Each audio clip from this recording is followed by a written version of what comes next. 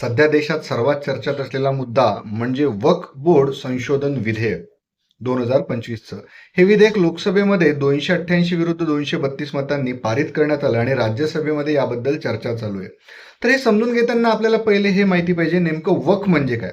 तर मुस्लिम समाजामध्ये जी संपत्ती दान केली जाते आणि तिचा उपयोग पुढे मुस्लिमांच्या, गरिबांच्या, महिलांच्या कल्याणासाठी केला जातो त्याला वक्फ असं म्हटलं जातं. आता या वक्फचं नियमन आणि त्याच्यावरचं कार्य जे आहे हे वक्फ बोर्डाच्या अंतर्गत केलं जातं. यासाठी 1995चा वक्फ बोर्ड ऍक्ट जो आहे हा कार्यरत आहे.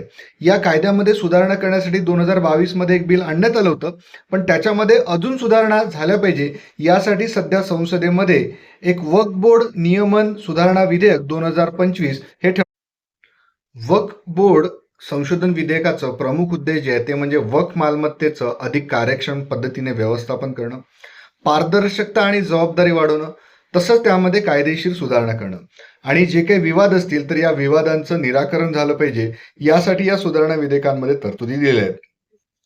या विधेयकाला विरोध करताना विरोधी पक्षाने म्हटलं होतं की नॉन मुस्लिम जे आहेत त्यांना बोर्डामध्ये सामील केलं जाईल आणि त्यामुळे मुस्लिमांच्या अधिकारांमध्ये हा हस्तक्षेप केला जाईल. तर हे क्लिअर करताना भारताचे केंद्रीय गृहमंत्री अमित शहा यांनी स्पष्ट केलं की मुस्लिमांच्या धार्मिक क्रियाकल्पांमध्ये हस्तक्षेप करण्याचा प्रयत्न हे विधेयक करत नाही, तर वक्फ संपत्तीच्या व्यवस्थापनाची पारदर्शकता आणि कार्यक्षमता वाढवण्याचा हा उद्देश आहे.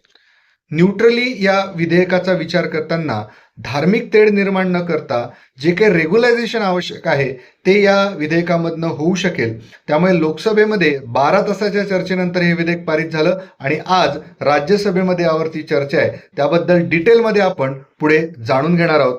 धन्यवाद.